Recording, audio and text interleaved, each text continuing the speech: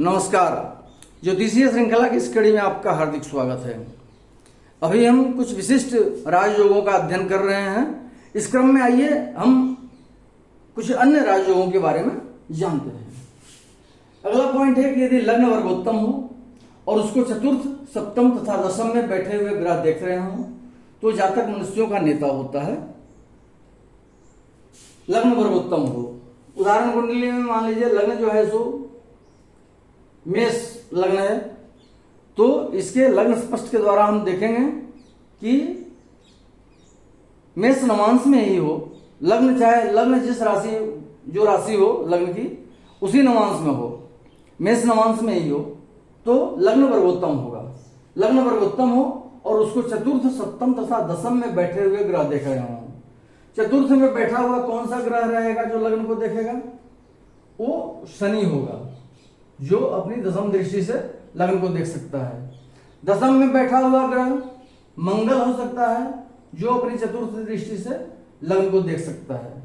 और सप्तम में बैठा हुआ बुध हुआ, शुक्र हुआ या सूर्य हुआ, जिनकी केवल सप्तम दृष्टि होती है, वो बैठ करके लग्न को देख सकते हैं। श्लोक में चंद्रमा के अतिरिक्त कहा गया है। श्लोक में कहा गया है कि चंद्रमा को नहीं दिखाना है लग्न को, लेकिन बृहद प्रजापत्य के अनुसार इस योग में यदि चंद्रमा लग्न को देखता भी है तो योग का भंग नहीं होता है। चंद्रमा की केवल सप्तम दृष्टि होती है, वो सप्तम से बैठ करके ही देखेगा। यदि देख रहा है तो भी कोई बात नहीं है,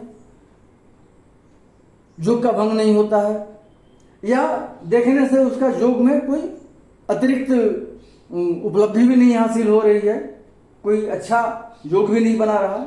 इसलिए चंद्रमा का वहां पे नहीं रहना, नहीं देखना या देखना कोई अंतर नहीं पड़ता है। न तो वह योग को बनाता है न बिगाड़ता है। फिर से देख लें, लग्न वर्गोत्तम हो, लग्न को चतुर्थ में, सप्तम में और दशम में बैठे हुए ग्रह लग्न को देख रहे हो तो इस स्थिति में जातक में नेतृत्व का गुण होता है और ये अच्छा शुभ फल कारक होता है।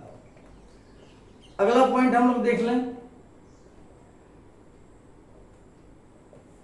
यदि मंगल अश्विनी, अनुराधा या धनिष्ठा नक्षत्र में हो और लग्न या दशम में हो तथा सूर्य तुला राशि में स्थित नहीं हो तो जातक राजा होता है। मंगल अश्विनी नक्षत्र में हो, अश्विनी नक्षत्र में मंगल रहेगा तो किस राशि में रहेगा? ये हम जानते हैं,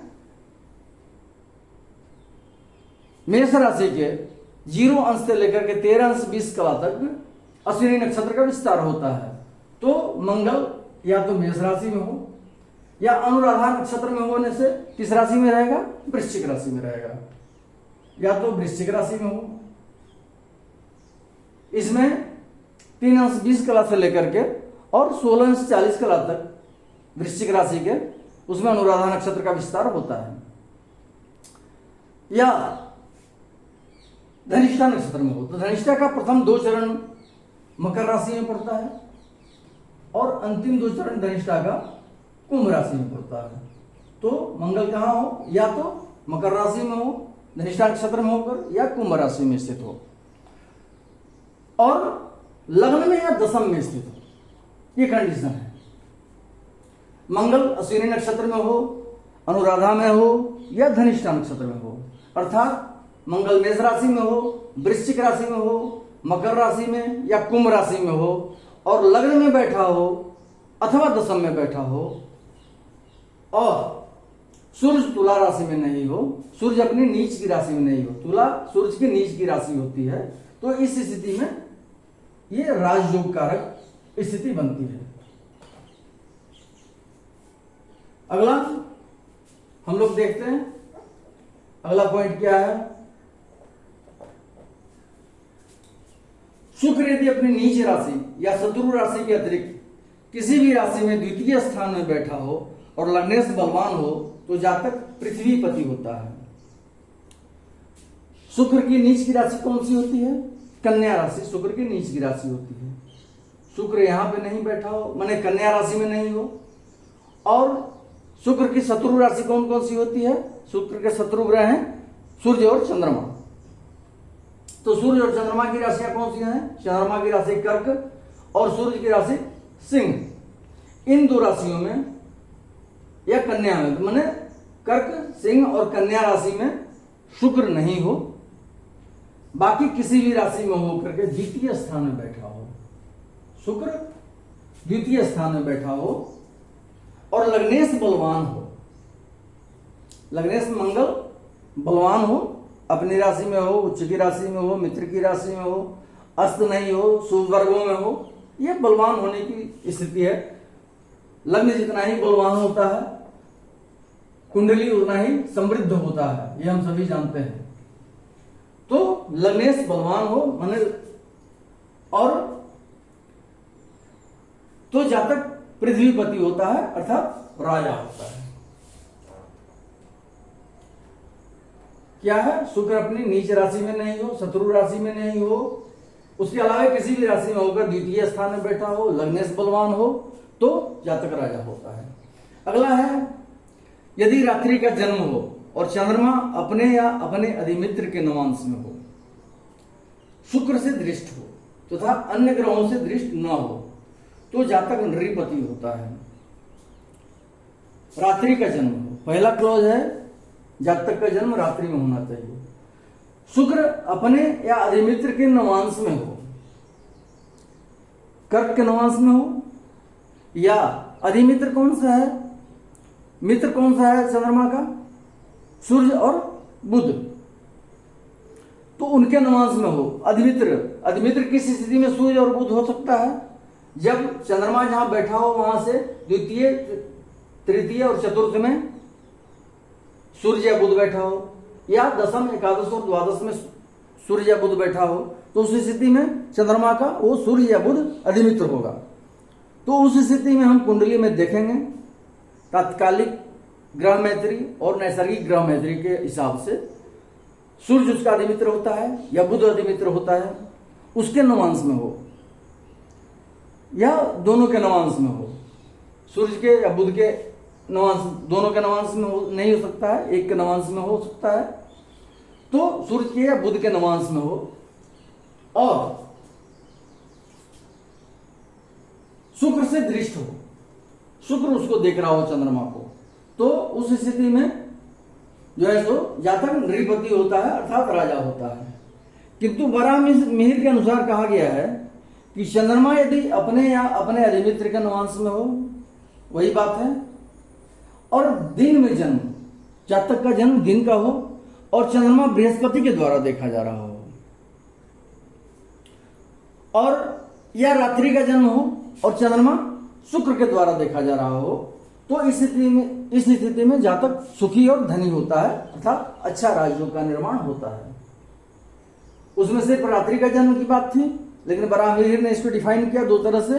यदि दिन का जन्म हो, बृहस्पति देख रहा हो चंद्रमा को और चंद्रमा अपने या अपने अधिमित्र के नवांश में हो, या रात्रि का जन्म हो और शुक्र उसको देख रहा हो चंद्रमा को, तो वो अच्छा योग होता है और जातक सुखी और धनी होता है। अगला है, यदि मीन राशि और मीन नवांश का शुक्र लग्न में हो, शुक्र मीन राशि में उच्च का होता है, यदि लग्न में बैठा हुआ शुक्र मीन राशि में स्थित हो और मीन के नवांश में ही हो अर्थात वर्गोत्तम हो। कुछ विद्वानों ने कहा है कि लग्न और शुक्र दोनों वर्गोत्तम होने चाहिए। तो लग्न चूंकि मीन राशि का है तो नवांश भी, लग्न का भी नवांश मीन राशि का होना चाहिए और शुक्र भी मीन राशि के नवांश में होना चाहिए और लग्न में स्थित होना चाहिए। तो इस स्थिति में जातक भूपति होता है। शुक्र अपने उच्च राशि में अर्थात मीन राशि में बैठा हो, मीन नवांश में हो। कुछ विद्वानों ने उसको डिफाइन किया कि लग्न भी मीन के नवांश में होना चाहिए, तो इस स्थिति में जो है सो जातक राजा होता है। अगला है कि यदि लग्नेश उच्च राशि में बलवान हो और चंद्रमा से दृष्ट हो तो जातक राजा होता है। बलवान लग्नेश कौन सा है? मंगल। इसमें मंगल की उच्च राशि कौन सी है? मकर। मकर अपनी उच्च राशि में बैठा हो, मंगल अपनी उच्च राशि में मकर में बैठा हो और बलवान हो। बलवान किस स्थिति में होता है? या अपनी राशि में बैठा हो मंगल, या उच्च की राशि में बैठा हो, मित्र की राशि में बैठा हो, कोई भी ग्रह, अस्त नहीं हो, शुभ ग्रहों से दृष्ट हो, इस प्रकार से अपने मित्र की राशि में हो और तो यहाँ पे तो चूंकि डिफाइंड है कि उच्च राशि में है लग्नेश, और अस्त नहीं हो, अच्छे भाव में हो, ये सब होता है किसी भी ग्रह के बलवान होने के लिए। तो लग्नेश उच्च राशि में हो और बलवान स्थिति में हो और चंद्रमा से दृष्ट हो, चंद्रमा उसको देख रहा हो।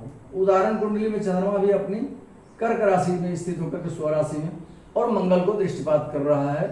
मंगल अपनी उच्च राशि में दशम में है, दशम में मंगल दिग्बली भी होता है। ये बहुत ही उत्तम स्थिति इस उदाहरण कुंडली में है। तो इस स्थिति में जातक राजा होता है। लग्नेश उच्च का हो करके और बलवान स्थिति में अपनी उच्च राशि में बैठा हो, चंद्रमा से दृष्ट हो, तो जातक राजा होता है। अगला है कि लग्नेश अपनी उच्च राशि में हो, अपने नीच या शत्रु नवांश में न हो और लग्न से केंद्र में हो तथा किसी भी ग्रह से युक्त न हो, तो जातक भूपति होता है। वही बात है, इसी उदाहरण कुंडली में हम देख लें कि लग्नेश अपने उच्च राशि में है, लेकिन उसके हम ग्रह स्पष्ट के द्वारा देखेंगे लग्नेश का कि वो अपने नीच या शत्रु नवांश में तो नहीं है, तो उसको नीच या शत्रु नवांश में नहीं होना चाहिए और लग्न से केंद्र में स्थित होना चाहिए। लग्न में हो, चतुर्थ में, सप्तम में या दशम में बैठा हो, तो इस स्थिति में, और किसी ग्रह से युक्त नहीं हो, उसके साथ कोई ग्रह बैठा नहीं हो, तो इस स्थिति में जातक भूपति होता है। क्लियर हो गया? फिर से लग्नेश अपनी उच्च राशि में बैठा हो, बलवान स्थिति में हो और अपने नीच या शत्रु नवांश में नहीं हो, केंद्र में बैठा हो और किसी ग्रह के द्वारा युक्त नहीं हो, किसी ग्रह के साथ बैठा नहीं हो, तो इस स्थिति में जातक राजा होता है। अगले वीडियो में हम कुछ अन्य योगों को लेकर उपस्थित होंगे। नमस्कार।